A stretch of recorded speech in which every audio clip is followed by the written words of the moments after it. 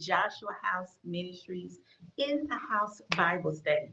So we are live and in person at the Bordeaux Library located at 4000 Clarksville Pike. I think I said the address correctly. Clarksville Pike. I am doing this from my phone. And so I'm not exactly sure the platform that we use to do our lives. I don't have access to my flyers. So I can't put the flyer up with the address. And I probably could put it up, but I don't know how. So I don't know where it is to find it to put it up. So I will not be able to do that. But I'll keep playing around with it and then eventually I'll figure it out. But today I'm not gonna be able to do that. So please be sure to join us. You can still join us live here on Facebook and YouTube. But we'd love to see you in person if you're in Nashville. We are in one of the study rooms. And I can't turn the camera around because I don't know how to do that either. But we're in a study room, about 10 or so people could fit in here. We could bring more chairs in if needed. But we would love for you to join us. Again, 6 p.m. And we have on the flyer to 7 p.m., but probably 6 p.m. to 6:30 p.m.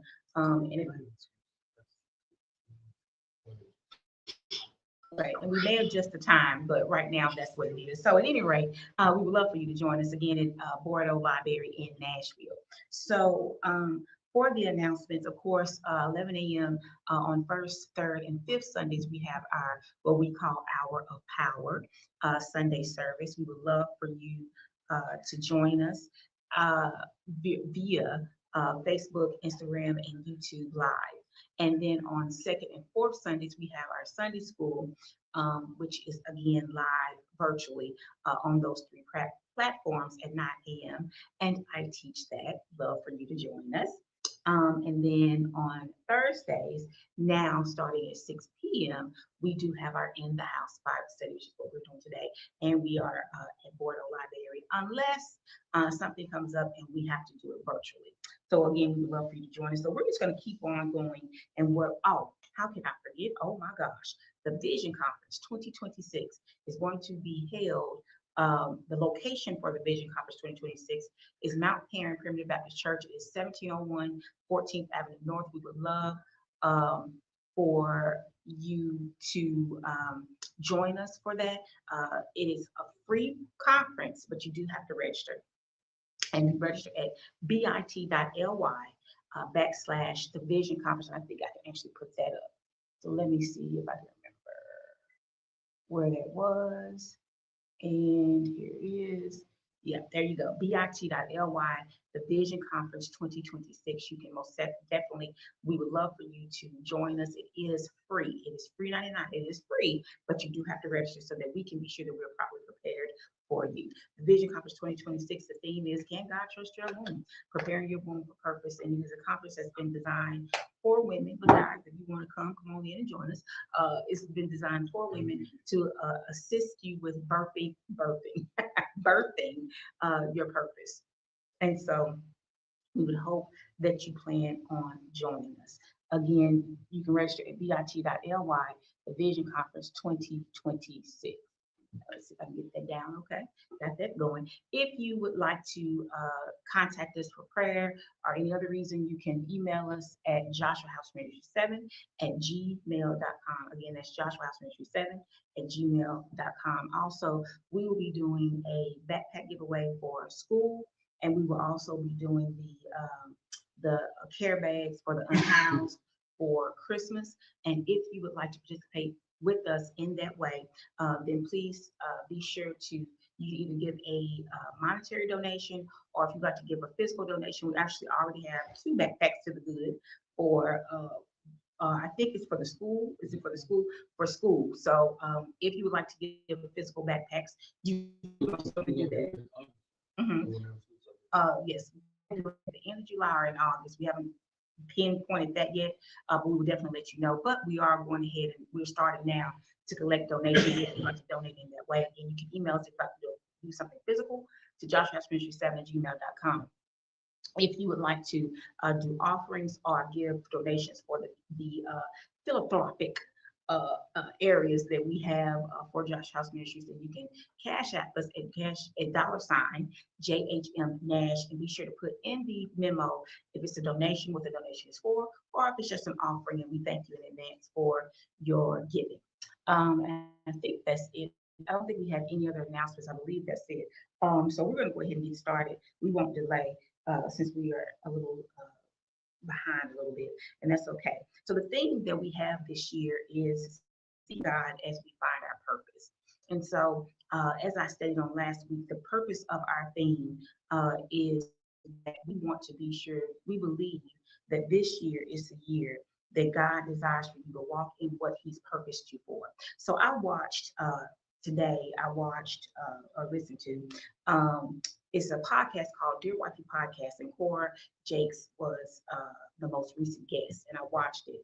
And I love something that she said because they were asking her questions about whether she was jealous of her sister because of the elevation that her sister has. And she says, no, I'm her biggest, pusher. I'm her biggest supporter. Like, that's my post to support my sister. But she said something that I felt is so pertinent. And that is that you don't have to wait until your purpose manifests. You don't have to wait until the big moment for you to walk in your purpose. Let me say it like that. You don't have to wait for the big moment to walk in your purpose. You should always be ready for the assignments that God gives you. You should always be ready to be on your post. And so I felt that was so befitting. I got to go back and watch the episodes. I can actually take notes. But I thought it was so befitting because of what we're talking about, seeking God as we find our purpose. Because it's something that I always tell you, that it may not be the big light thing that God gives for you to do. But whatever it is that He gives for you to do, if you are always asked to be the intercessor, then be the intercessor, because that's the thing that God gave you. Don't worry about they didn't ask you to preach. Don't worry about they didn't ask you to be whatever it is up in lights. Do the thing that God's given, poured into you and gifted you to do. So what? Yeah, you may be a minister, you may be an evangelist. I always ask you the same. You want to always ask you the same. Not because they don't want you to preach, not because they don't want to hear what God has, the word that He's given you, but because God's gifted you with that song. He's gifted you with that voice. So go do what it is that God has gifted you to do. When the opportunity presents itself, then you can do the other thing as well. But if we don't use the giftings that God has given us, then how in the world are we supposed to get the good things that He has in store for us? Okay? So, seeking God as we find our purpose. So we're going to deal with two scriptures. One of them is going to point to seeking God, and the other one is going to point to finding your purpose. So Matthew 7:7 says, ask and it will be given to you. Seek and you will find. Knock, the door will be open to you. As always, please, please, please go back and read all of Matthew 7 to see what God has to say to you. Seeking God is kind of like a job, right? It's kind of like a job how-to. I worked in corporate America, and one of the first corporate jobs I had, they gave me this real thick binder, and the binder is, no matter what job it is that you do, it's called desktop procedures. And the purpose of the desktop procedure is to tell you not just what your job duties were, but to give you instruction on how to do the job. These days, they have electronic copies of what's called the desktop procedures, or it's on a inner office network, or they don't have them at all, because I've had a corporate job that didn't have them at all. You kind of just figured it out as you went along and made your own notes. But God is not leaving you to your own devices, even though it may feel like it. He's not doing that. Chapter 7 of Matthew is a continuation of the Sermon on the Mount that starts in chapter 5. Our key verse comes from a section of the sermon titled Ask, Seek, Knock. Verses 8 through 12 say this: for everyone who asks receives, the one who seeks finds, and to the one who knocks, the door will be open. Which of you, verse 9 says, if your son asks for bread, will give him a stone? Or if he asks for a fish, will give him a snake? If you then, though you are evil, Know how to give good gifts to your children. Can we stop right there?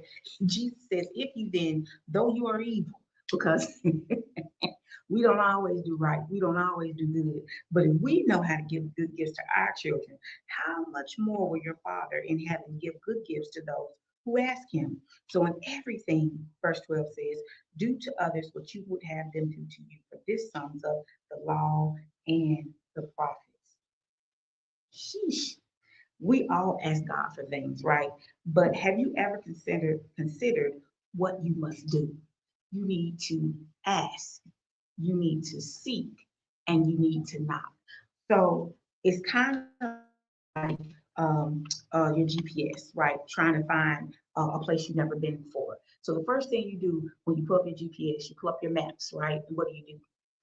You put in the address, or you put in McDonald's near me, or whatever it is, right? My grandson always wants McDonald's, so sometimes we got to put in McDonald's near us to see where one is close.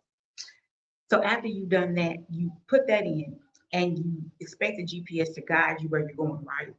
So then as you're driving, you're seeking the location, because sometimes you gotta look around, because sometimes the GPS will tell you it'll look like you need to keep going, but really the spot is right over there. That's something in itself, but we'll come back to that another time. So as you're driving, you have to seek. So first you've asked, right? I've asked God for this thing, right? So now I've asked God for this thing. Now I need to seek him, because I've asked for this thing, but now I need to seek him, right? So as you're driving, you're seeking the location. But once you get to the location, what did it say? You have arrived, right? That's what it says. You have arrived. Once you get there, you have to knock, air quotes. My grandson just learned about that. Knock. And what happens? The door is open. So you get to the location that you were seeking, and you get there and you go in. You either knock, or you hit the bell, or you're able to just go in, but you open the door and you go in, or the door is open. So Jesus told us that in this, and this is from the commentary, with that basically we have to have intensity, passion, and persistence. The intensity is the asking, the passion is the seeking, and the persistence is the knocking. Okay, because this is a part of prayer: asking, seeking, knocking. So we're praying and asking God for something, right? And what are we asking God for? We're asking God to guide us into our purpose. We're asking God to show us what our purpose is. That's the ask. So now we've asked God to show us our purpose, but are we seeking God? Are we doing godly things so that the purpose that God has for us can come into fruition? Or are you just sitting there waiting with your feet kicked up and swinging? You got your feet propped up, you binge watching TV shows, you're not reading your Bible, you're not studying to show yourself approved. It's more than just reading your Bible. Are you reading books on the topic that has to deal with what it is that you're seeking, that you want to do? You saying you want to be a coach, but you haven't gotten a coach to coach you. You're not reading books to pour things into you. The John Maxwell's, the Charles Stanleys, the TD Jakes, is this, all the people and all the things, the Joyce Meyer. You're not doing it. So how are you going to be able to do the thing that you're saying that you believe that God has put into you? You're not asking him to show you. You're not asking him to lead and guide you. But while you're waiting on the answer, what are you doing? Faith without works is dead.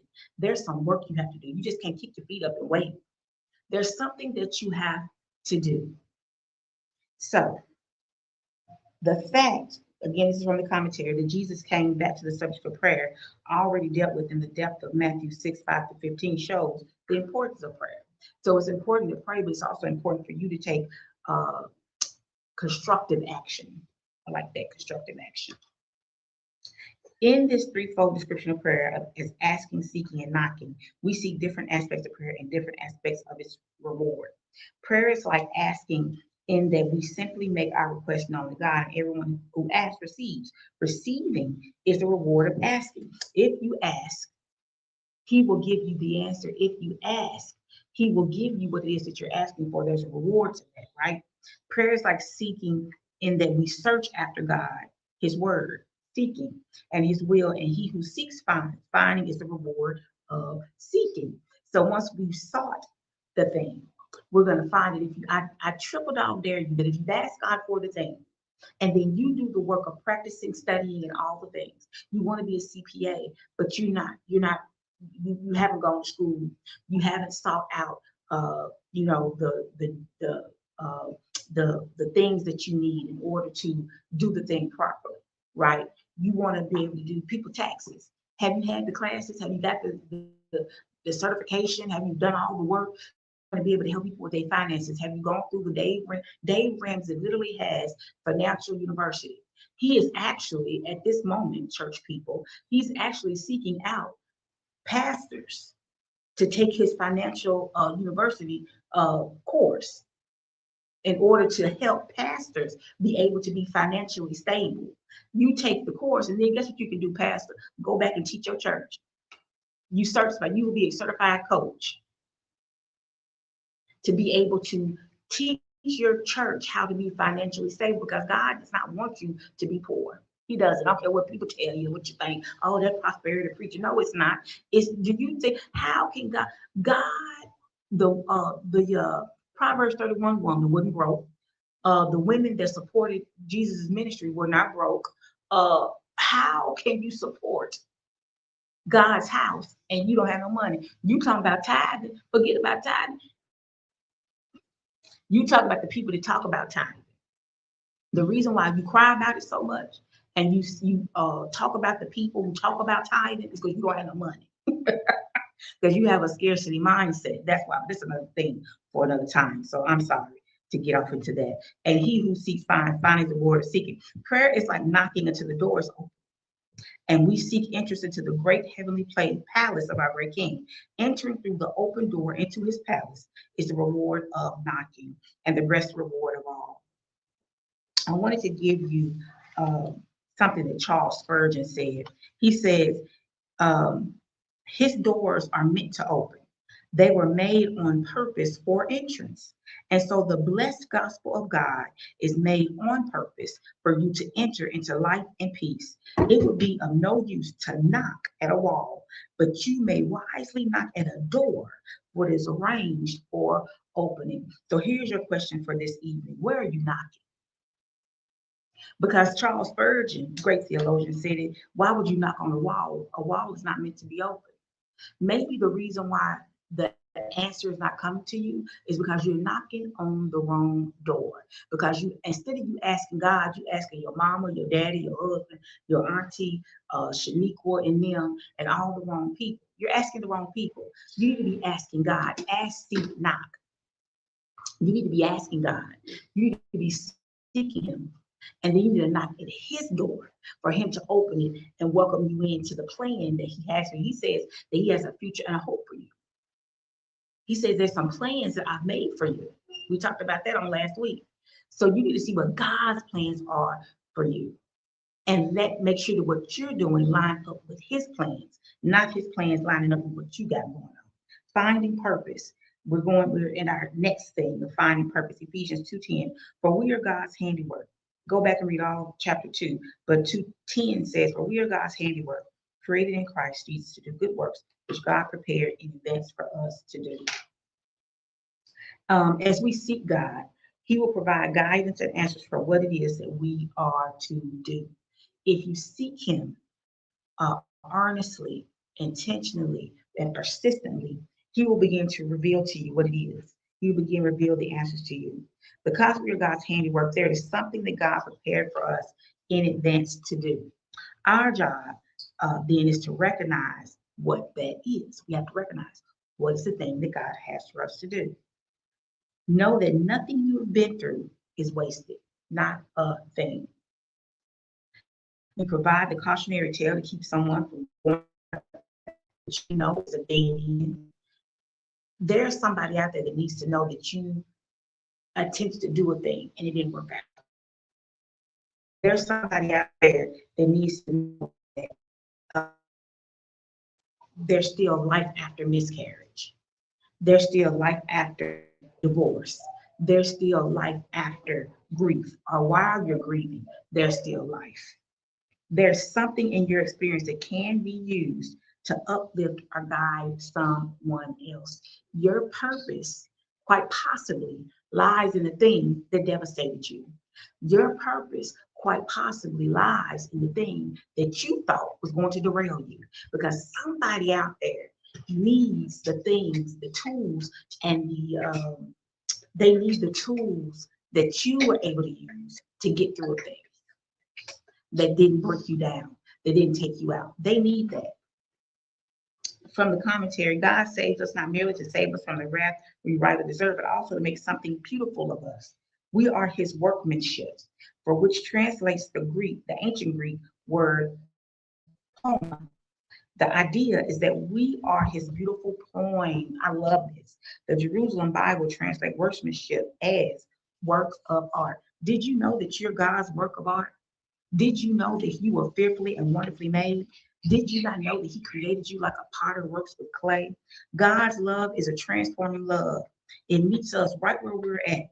But when we receive this love, it always takes us where we should be going. The love of God that saves my soul will also change my life. We are his workmanship, his creation. Something new is made of us in Jesus Christ. Charles Spurgeon says, the spiritual life cannot come to us by development from our old nature.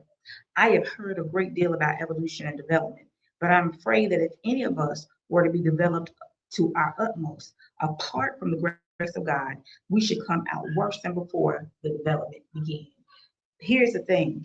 At the end of the day, we have to do is be sure that we're not doing anything apart from God, that everything that we're doing is being done in tandem with God, that the work that we're doing, that we're seeking, bless you, that we're seeking God, ensuring that he is giving us proper direction so that we can do what it is that he desires for us to do. Seeking God and finding our purpose. I hope and pray this bless you. If you did, be sure to share with your family, friends, and followers. We thank you so much for joining us, whether you joined us live or you're watching the replay. As we said, you can email us for prayer requests, or leave us a comment, our inboxes, and we hope that you would consider joining us on next Thursday. We will be right back here on next Thursday at, we'll give you the time, between 6 p.m. and 6:15, and maybe 6:15, but we will be here next Thursday, and we thank you in advance for coming and joining us, and we can't wait to see you. So as always, be blessed and know that the Lord loves you, and we hope you have a totally awesome evening.